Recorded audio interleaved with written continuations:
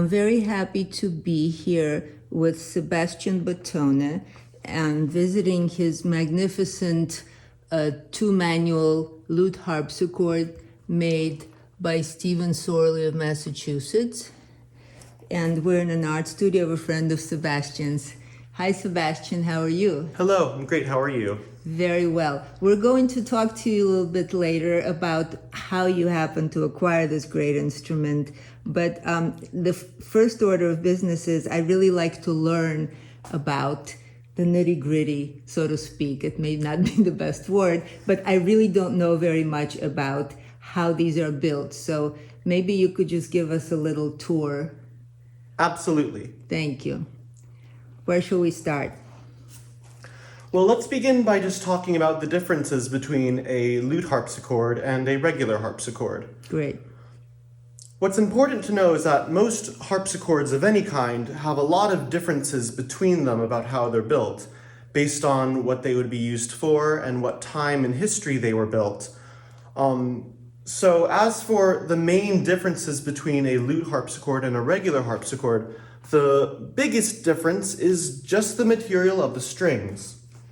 The strings here are made of gut, not metal, like you would see on a typical harpsichord. Mm-hmm. However, there's a little bit of a catch here, but not too much of one. This gut is actually a synthetic material made to imitate gut. It functions the same way as guitar strings in this case. Mm-hmm. And because a harpsichord normally has jacks and plectrum, which pluck the strings, the mechanism is the exact same. The only difference is the tone is from a gut string, or in this case, a synthetic gut string, and not a metal one. The sustain is usually a bit smaller, and the sound is much more warm. Mm-hmm. Yeah, it does have a beautiful sound.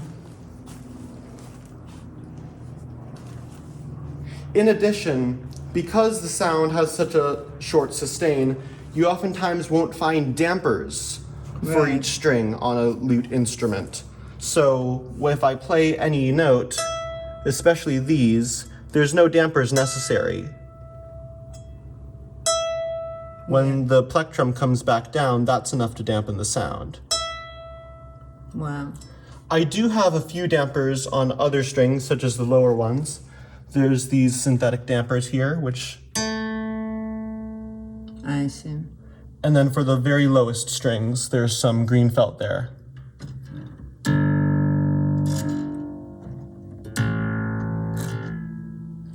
Great.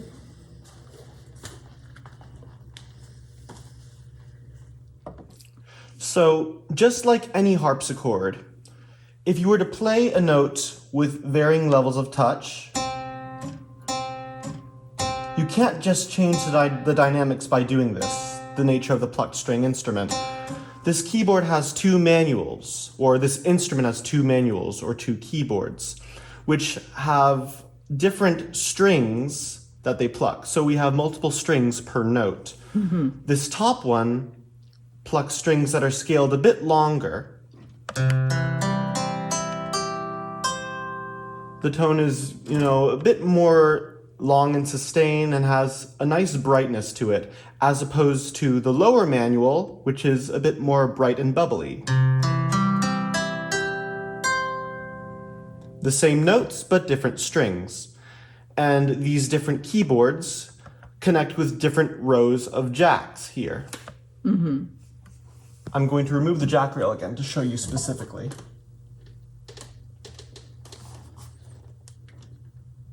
So, versus the lower manual, you can see them moving in the back. Yes. And this jack rail is placed on top of the jacks because if you were to play loud, they might fall out like this. Wow. So that's the main reason why we have a jack rail in the first place. Would you mind doing that one more time, just to show the two different rows of jacks affected by different keyboards? Yes. So this is the upper. It was actually the lower. I'll play the upper first. Okay. Sorry. No problem. This is the upper manual.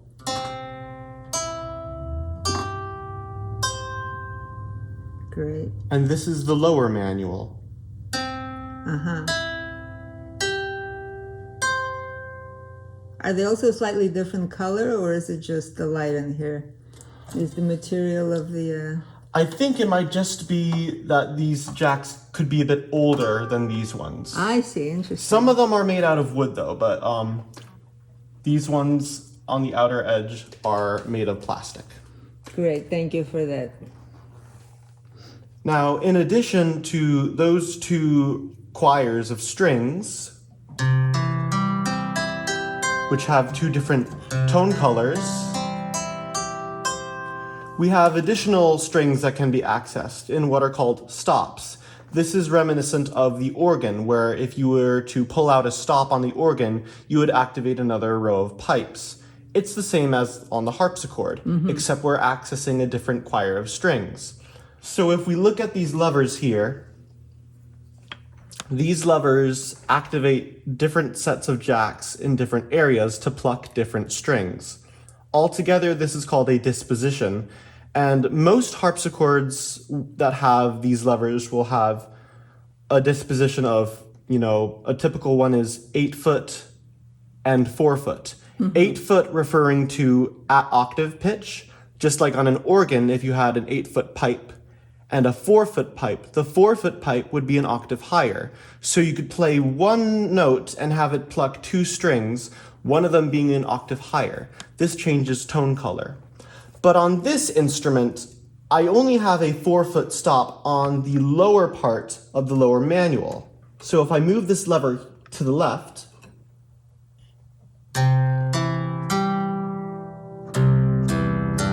it's hard to hear. So let me play it in contrast. Without the stop, and with the stop. Yes, I definitely hear the difference. The other main stop that we have, I'm saving this one for last. Okay. The other main stop that we have is a marvelous 16-foot stop. So if you had an 8-foot pipe on an organ and then had a 16-foot pipe, that pipe would be lower in pitch by an octave. And this stop will actually control the entire top manual and the lower manual just from C and above. I'll play a little excerpt with both settings. This is by Handel.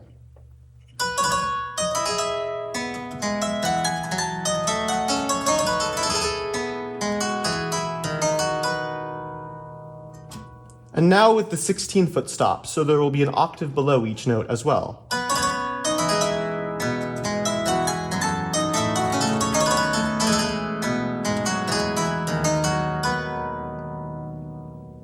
Wow. And you will find that same octave being used in these notes as well. But when we get down here, that's where we just have the 4-foot stop on the lower notes. So it's a different color. Yes.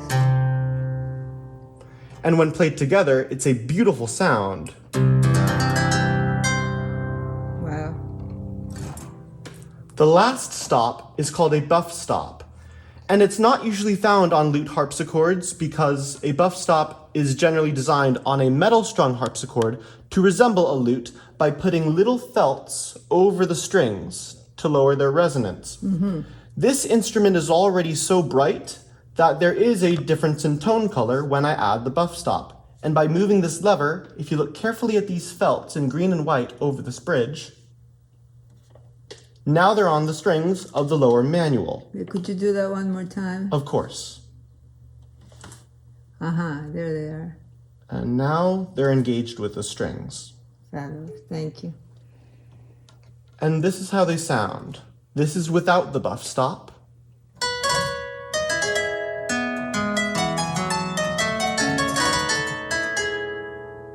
And now with the buff stop.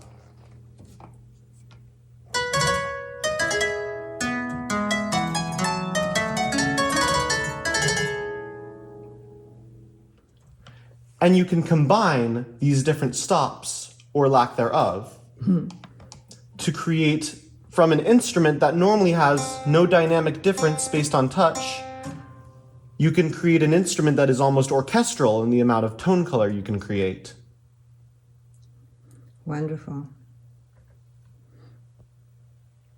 And could you just explain, someone like me or most people who usually use a keyboard with one manual, what dictates a choice, or are there instances in where you absolutely must use one or the other, or is it always a matter of personal experimentation and preference? That's a good question. It is always a matter of personal preference, in my opinion. We could go and debate with other historically informed musicians about this, but generally, because harpsichords at the end of the day were so different from one another, you might have to compensate for a difference in manuals based on your touch alone and how you phrase with rubato and agogic accents, I see. rather than using different manuals to play different colors. But at the end of the day, just like on a piano, you would play different dynamics to express your own tone color, you can pick your own manual or stops to do the same thing on a harpsichord. I see. So the composers didn't leave specific instructions as to what manual they wanted used for. Generally so, yes. The J.S. Bach Italian Concerto is generally considered to have made that clear with the forte and piano written in. Yes, I was going to ask about that. But that could also be done based on touch alone. There are a few musicians who can play in a way based on the way they articulate notes and hold things down to get a difference in volume. Thank you. So we're here with Sebastian Bottone, who very kindly let me visit him in his friend's art studio and to learn all about this wonderful Lautenwerk or Lute Harpsichord that he owns. So Sebastian, could you tell us how did you come to own this wonderful instrument? What led to it? And what personal connection you have perhaps to that style and period which it was customarily built during? I'm guessing it was maybe the mid 1700s or so, that or is that already late for the Lautenwerk to exist en masse? Well, there's so many great questions there, and I'm very grateful to answer them. Specifically, this instrument is built inspired by a 17th century German instrument. It's not a specific copy of a pre-existing instrument, but it was built to have the essence of a German harpsichord in the 17th century. Now, how did I come about this instrument? It's a beautiful story.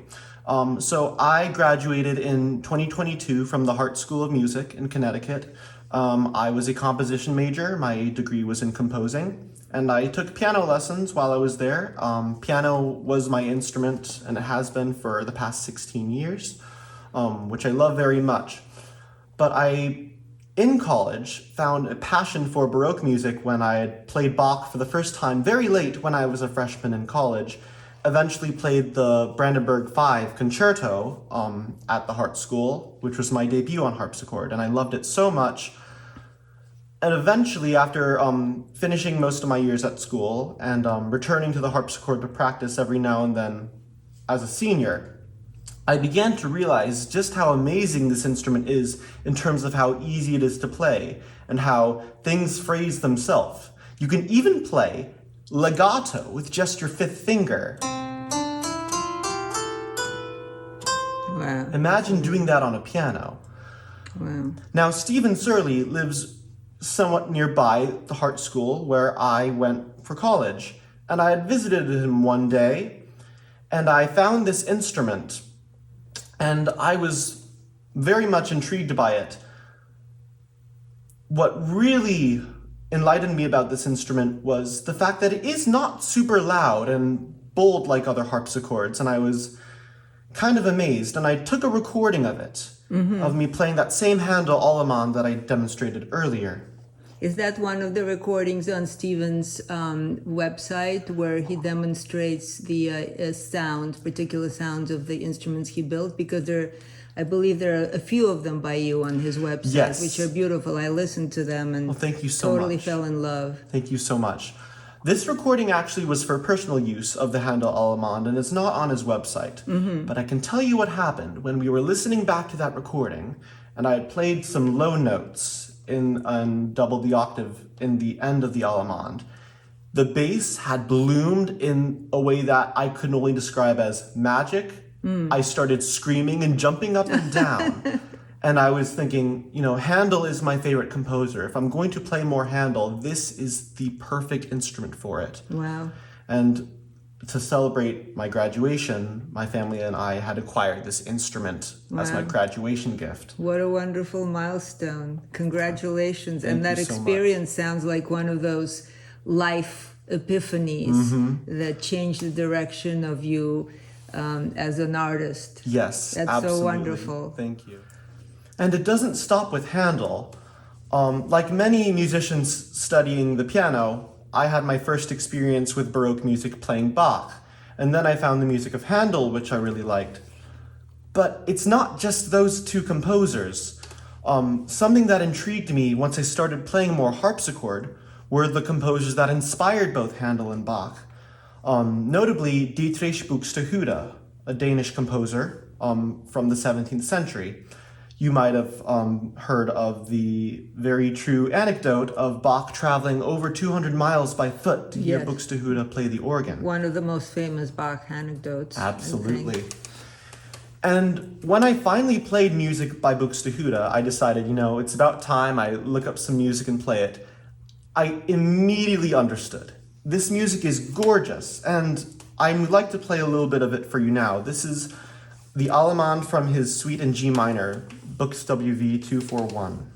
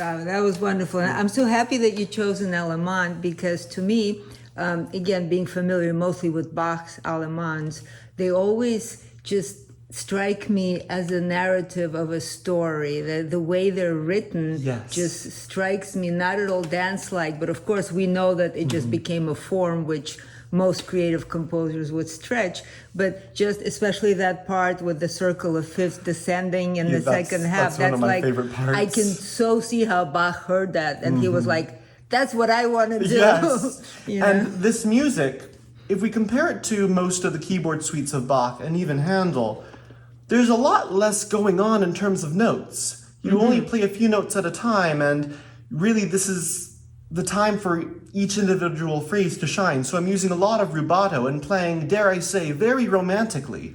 But that's what this music calls for, in a sense, to be unbelievably expressive. Yes. And I think that pianists who are trying to learn more about Baroque music and want to play Baroque music on the modern instrument could very much find benefit of playing music by composers such as Dietrich Buxtehude, Georg Böhm, another one of my favorites, Johann Pachelbel. It's generally a lot easier to play, and there's so much nuance you can bring to it, just as you would bring nuance to a Chopin nocturne. And I think that's really so important to illuminate the beautiful nature of Baroque music, which I love so much.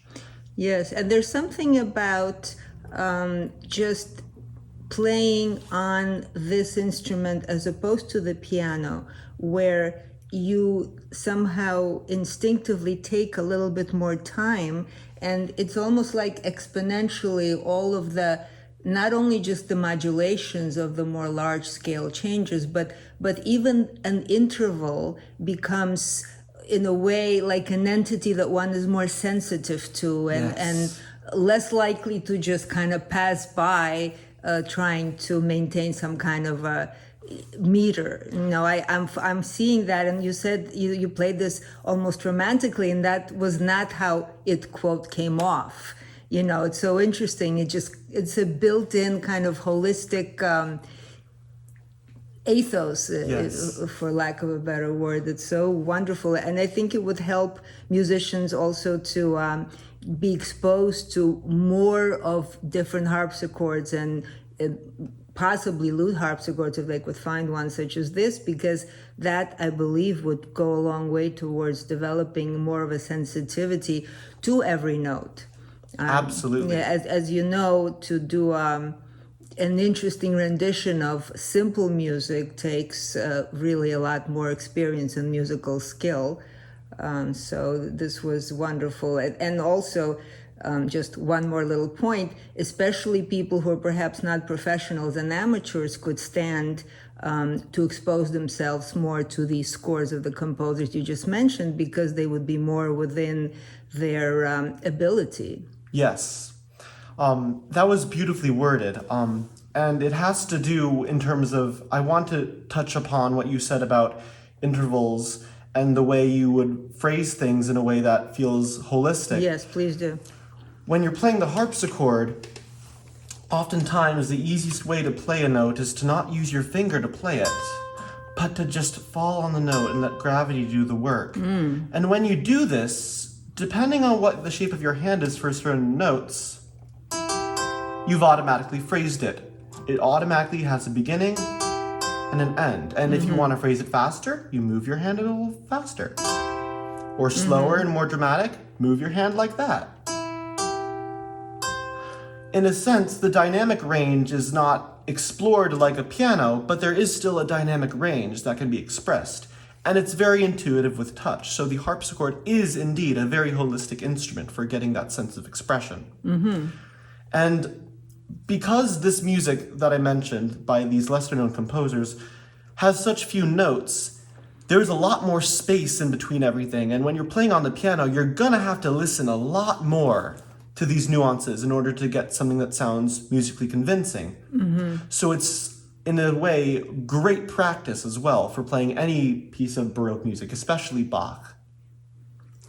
Now, Sebastian, I've always wondered why so few pianists would actually break chords often when playing Baroque music, as opposed to lute players and harpsichordists, of which I listen to a lot when researching recordings for my current project of the Bach suites for lute harpsichord transcription, which is, of course, the main reason that I'm here, to really get to know more about these instruments. But playing chords and breaking them seems almost necessary on this instrument as opposed to a modern piano. And also, after you explain that, maybe you could talk a little bit about why you don't hear perhaps renditions of the same piece that would be as fast as something a pianist might opt for. Wonderful questions. So about chords, the answer is very, very simple. Dynamics.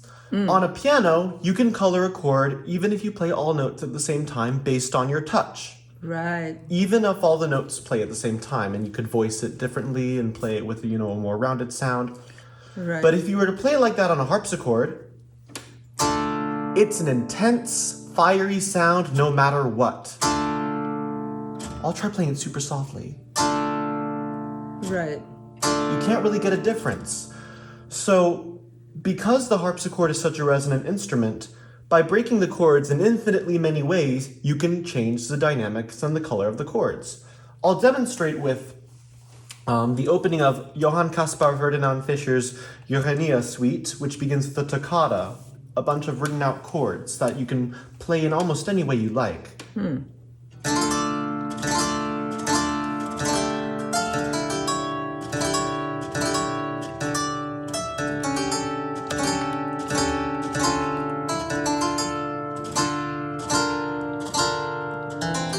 All of a sudden, the music has crescendos and diminuendos based on the way I'm rolling chords. And that's the exact reason. And there were times where, for the peak of a phrase, I would play them all together to get the loudest sound. What's even more fun, however, is embellishing around these chords. And this is what I do when I play this toccata.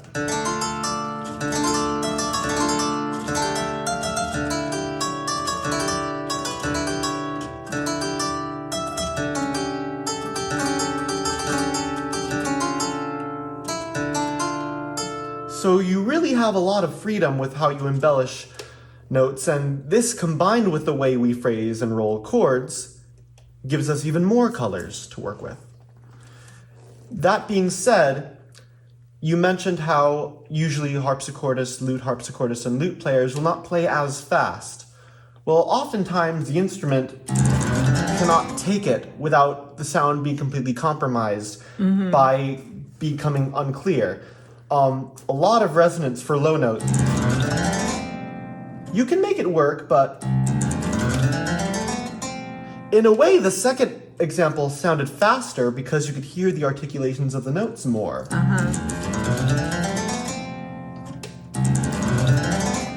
Based on the way everything sounds. So you don't have to play as fast to get the effect of playing fast on, let's say, a modern piano.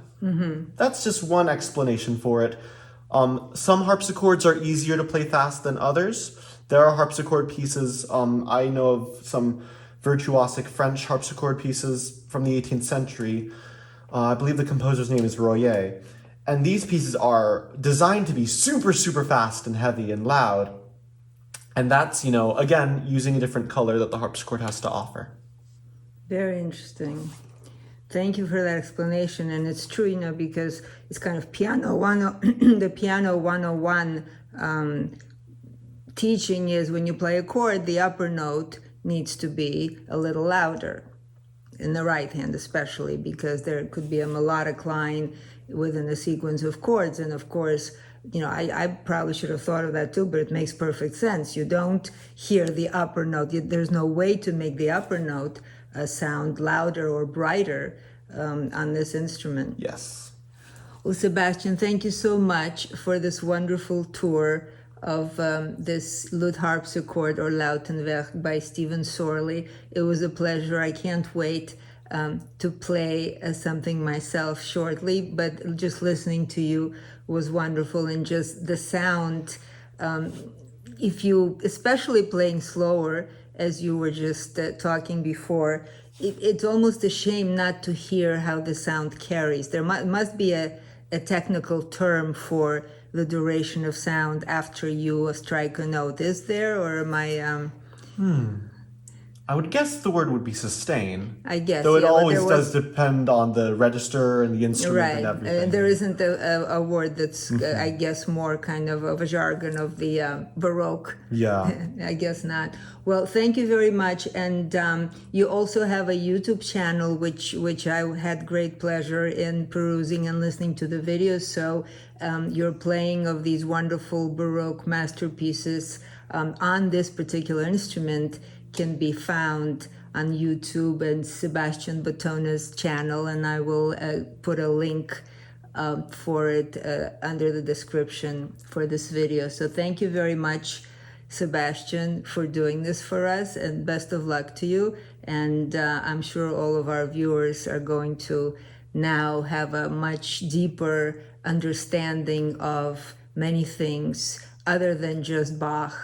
And this wonderful lute harpsichord, which is a very rare instrument these days. Thank you so much. You're very welcome. My pleasure. Thank you so much. This Allemande, of course, is...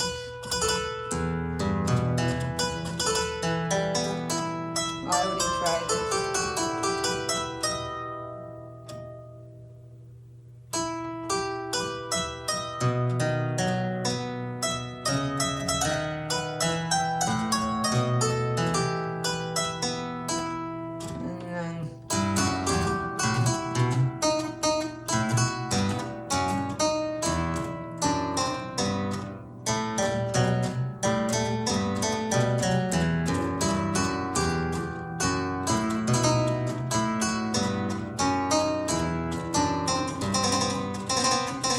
What about really fast trills? They don't really come out clear, right? The one. I thought that came out beautifully. Really?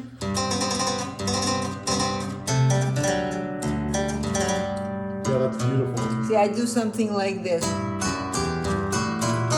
Oh, that's awesome.